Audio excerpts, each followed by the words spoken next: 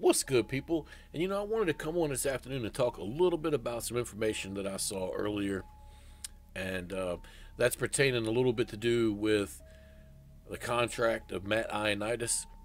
And most people know by now that Ioannidis started to really break out last year and show what he really can do.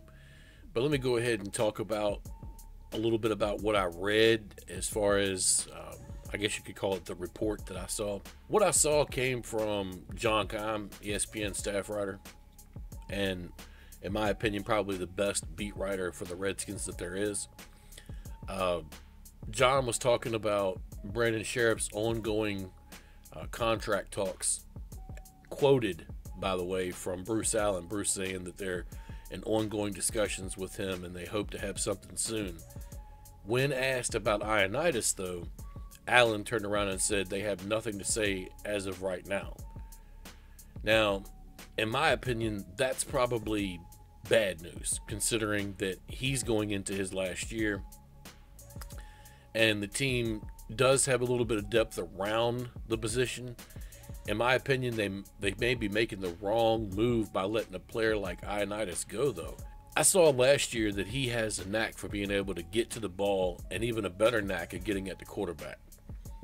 Now, as Keim went on to say, Keim goes on to say, they think maybe he's thinking maybe if they pump out, the linemen get better, Tim Settle and Caleb Brantley maybe get better, that the Redskins might decide that Ioannidis is a luxury next year. But then he goes on to say, of course, there's no doubt the defense is better with him on the field, which I tend to agree with Keim here. There's no way you could look at it that the team is not better with Matt Ioannidis on the field. If you take a quick look at Ioannidis' stats, you'll see that he really started to come on last year. In only 9 starts, he had 7.5 sacks. He did appear in 14 games. If you look right here at his injury setup last year, he was questionable in several of those games with a shin injury. Had a hamstring and a shin problems going into week 17. A quick look at his contract shows that he'll make, just a little bit over $2 million this year after making chump change the last 3. Now, it should be pointed out that in his first year, he was released. He was on the practice squad for a little while. So he's not owed any money as far as if he were to get cut, he wouldn't have any dead money hit. But that's really, of no, basis right now, really no importance. The factor you have to look at is, will he bring to the field something that the other guys don't? And in my opinion, at this point, I think he does. If it comes down between him and Brantley, I think he's showed more than Brantley has as far as the two of them when you look at stats. I mean, Brantley's stats, maybe he hasn't had a chance yet to show everybody what he has. He came in last year, didn't really get a chance to get fully into the system. Towards the end of the year, he started getting a little bit more playing time. He's at this point, he's a backup. But to look at what these conversations are already saying, they may be trying to position themselves to have him as a cheaper backup that can do the same type of things. Now, I know that at the coaches breakfast sit down yesterday, the Gruden said that they expect a lot out of Brantley and they hope that he can grow as the season goes. I don't know, could that be code words for they want to take him over Ioannidis? I don't know if we really can make that assumption yet, but I do know that I would really like the Redskins to put an effort into re-signing this player. He's shown some good flashes. I know that that everybody will probably say, well, there's nothing special going on here with him, but I like the guy. He's a tough football player. I like what he brings to the table. With a team that is pretty deep now on the defensive line, I see them thinking maybe they can transition into another player. Maybe they could draft somebody in the lower rounds and try to turn them into something again.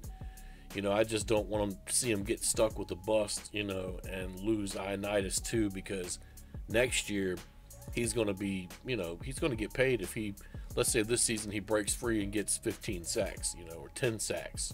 15 is a little high. Let's say he gets 10 this year. He got 7.5 last year. On the open market, he's going to be worth a heck of a lot more than he would be if we just locked him up right now. That's my only point. It's also worthy to note that Jordy Nelson retired today. So that eliminates, of course, any chance of him coming to the Redskins. In my opinion, that leaves a few guys that are still, out there. Michael Crabtree, Pierre Garcon, a few names, Ryan Grant, who was with the Redskins before.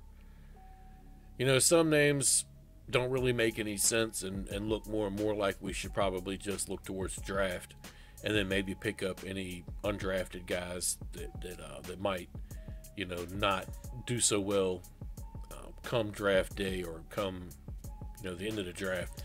And maybe that could be a way for Washington to kind of finish out or complete the roster as far as that goes. I think the Redskins have to draft at least 2 wide receivers. I was thinking that they probably would pick up at least another one in free agency, or at least one in free agency, I should say. But it doesn't look like that's gonna happen. Maybe, I don't know. I guess we'll wait and see how that works out. As far as that's concerned, though, I'm not certain that there really are any more free agent moves left the team is going to make. Maybe 1 or 2 here or there. That's about it. But, that's about all I got.